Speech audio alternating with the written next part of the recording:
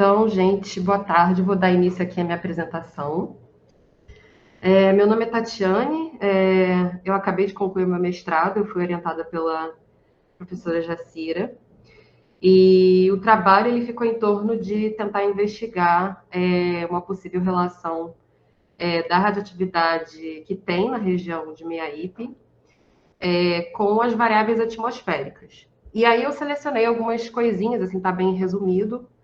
Eu separei algumas coisinhas assim para mostrar do que a gente descobriu com esses anos, alguns anos de dados que foram medidos. Então, aqui só mostrando, né, fazendo uma visão geral da região, aqui a gente vê a América do Sul, aí aqui um zoom no estado do Espírito Santo, e aqui o balneário de Meaípe. A região de Guarapari, na verdade, o estado do Espírito Santo ele fica logo acima do Trópico de Capricórnio, que divide o início da região tropical.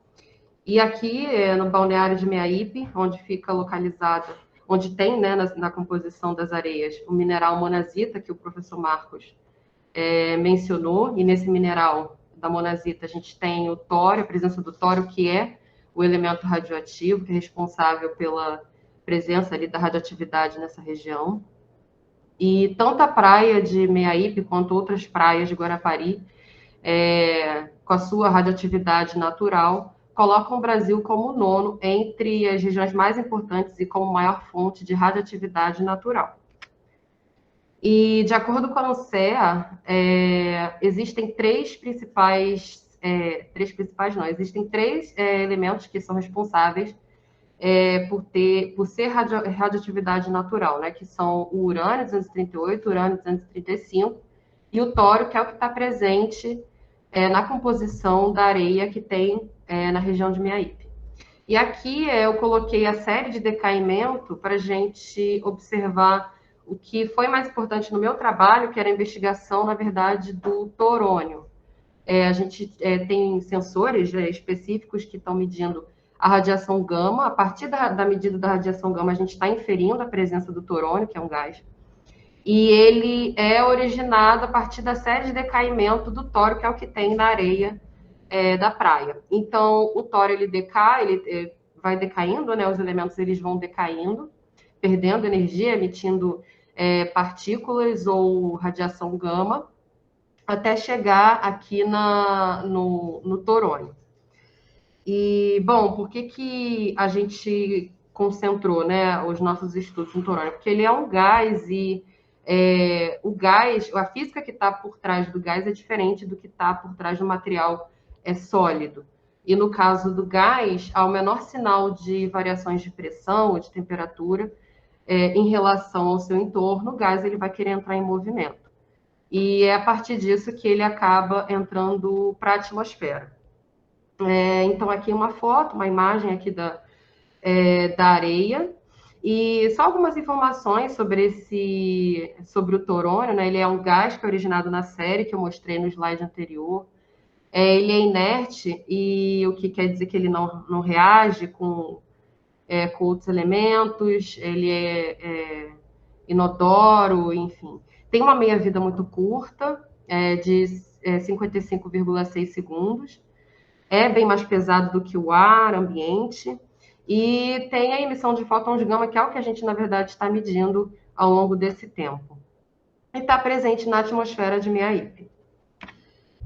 Então, como que ele entra na atmosfera, né? Aqui eu coloquei, tem essa ilustraçãozinha aqui mostrando só o radioisótopo que vem anterior ao torônio, né, na série de decaimento. Então, ele sofre o decaimento e aí tem a formação do torônio. A partir daí, ele sai do grão de areia e depois que ele sai, ele tem que ainda sofrer esse processo aqui de transporte no espaço dentro do solo, né, o espaço entre os grãos, até chegar próximo à superfície e aí sim conseguir exalar para a atmosfera. Então, em 2018, teve início essa parceria, né, do grupo de pesquisa da UFES e o daqui, da USP, e foi instalada a torre meteorológica ali no terreno, que é o restaurante do Cantinho do Curuca. E desde então, a gente tem uma série de sensores meteorológicos e sensores para radiação gama, para continuar, né? Para investigar melhor a radioatividade da região e tentar tirar mais algumas informações. Então, o que está sendo medido, né? Desde 2018, mais ou menos, as variáveis meteorológicas, que a gente tem interesse para tentar investigar um possível relacionamento, e os sensores para radiação gama, os que estão em operação atualmente, um está em 0,11 metros, 11 centímetros, né? E o outro é 35 centímetros. Como a professora Jacira falou na apresentação dela, a gente tinha um sensor que estava em praticamente 3 metros, mas depois de cerca de 2 anos de dados e fazendo alguns gráficos e tirando as médias, a gente percebeu que a radioatividade aqui ela é muito pequena e praticamente constante. Então, a gente tirou o sensor daqui por uma questão de limitação de sensores. A gente tirou o sensor daqui, colocou ele a 11 centímetros e é o que está em operação até agora. Bom, então alguns resultados. No dia 25 de março foi realizado um experimento e a radioatividade ela foi sendo medida ali ao longo da torre mesmo, onde estão instalados os nossos sensores, e foram realizadas várias medidas em alturas específicas. E aí esse gráfico ele mostra isso, né? Aqui nesse eixo, que é o eixo X, ele mostra o valor, a intensidade da radioatividade. E aqui no eixo vertical a gente tem a altura. Então a gente já pode perceber daqui que a radioatividade ela é bem mais intensa quando você está bem próximo à superfície. E conforme você vai subindo na vertical, que eu acho que, se eu não me engano, a professora Jacira também falou isso, conforme você vai subindo, a intensidade dessa radiação ela vai diminuindo e daqui em diante para cima ela fica mais ou menos constante. Então, é bem importante esse decaimento que a gente chama aqui de decaimento exponencial, que ela tem uma rápida variação conforme você tem a variação vertical. E aí, eu fiz um gráfico assim com um pedaço dos dados, né, que a gente tinha em mãos. Eu fiz uma série de médias. Nesse caso aqui, que é o que a gente chama de média horária, que é você pegar as horas do dia, separar todo o grupo de dados para cada hora e fazer uma média só para aquela hora. Então, com base nesse tipo de cálculo estatístico, né, que é a média horária, a gente consegue extrair o que a gente também chama de ciclo diurno, que é ver como é que essa radioatividade se comporta ao longo do dia. E aí, a gente observa que a radioatividade, ela tende a aumentar quando você tem o período do dia. Aqui, nesse eixo, no que a gente chama de o eixo X, a gente tem as horas, né? As horas do dia. Então, aqui às 7 horas, 8, 9, aqui com o nascer do sol, mais ou menos, vai esquentando e também a radioatividade, ela também tende a ir aumentando, chegando ao seu máximo ali em torno de meio-dia. E aí eu separei também os estudos de caso.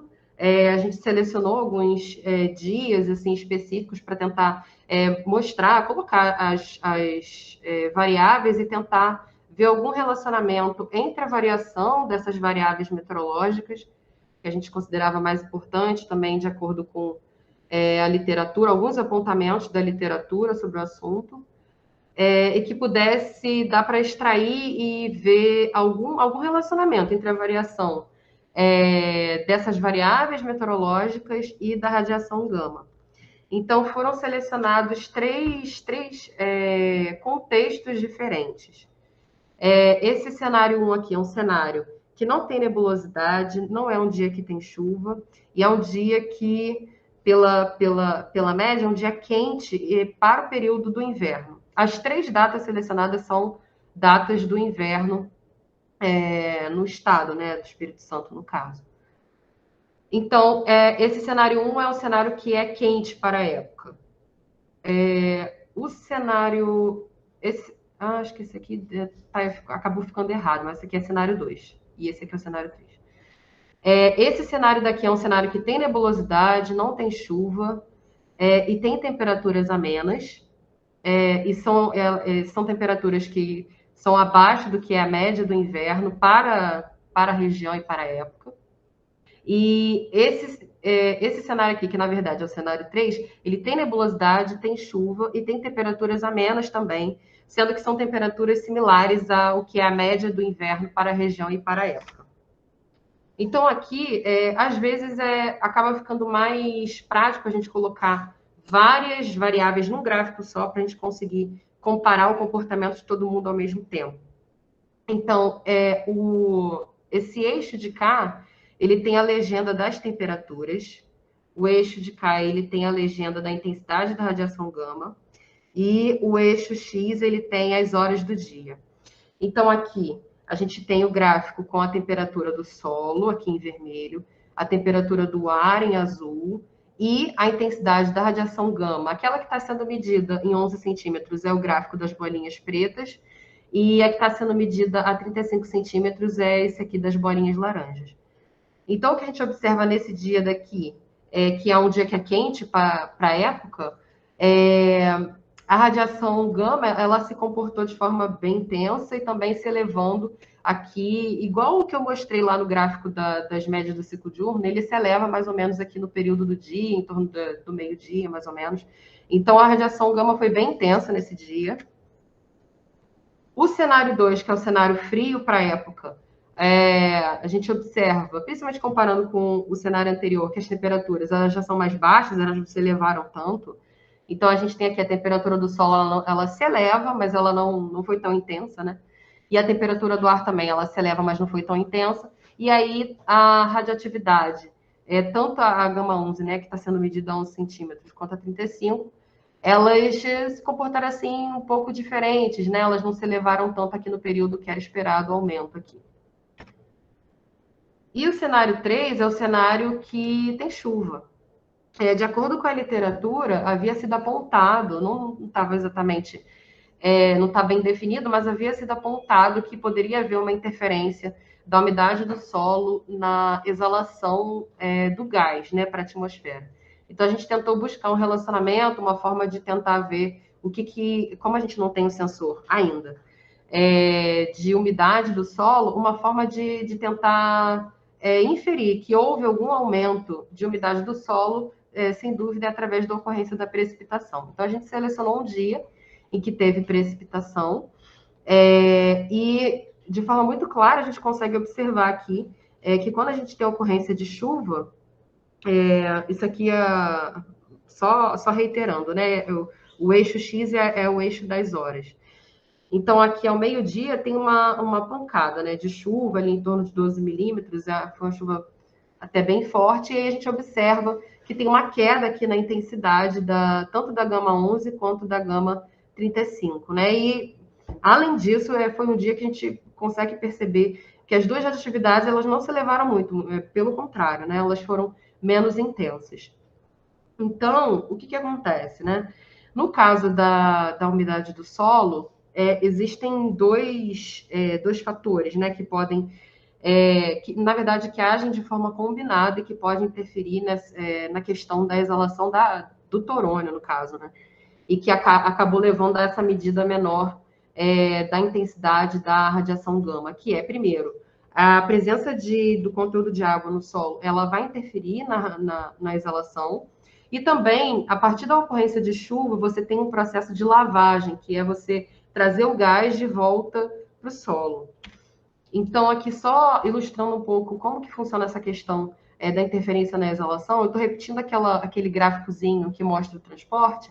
Então, se a gente imaginar que essa parte aqui que eu selecionei em vermelho é como se fosse um cilindro, conforme você vai aumentando a quantidade de água, essa quantidade de água dentro do espaço do solo, ela chega um momento que ela começa a interferir no processo de transporte. E aí, ou o torônio, né, não consegue sequer emanar para fora do grão, ou uma vez ele estando no espaço do solo, ele não consegue ter um espaço aqui para caminhar para cima e conseguir sair.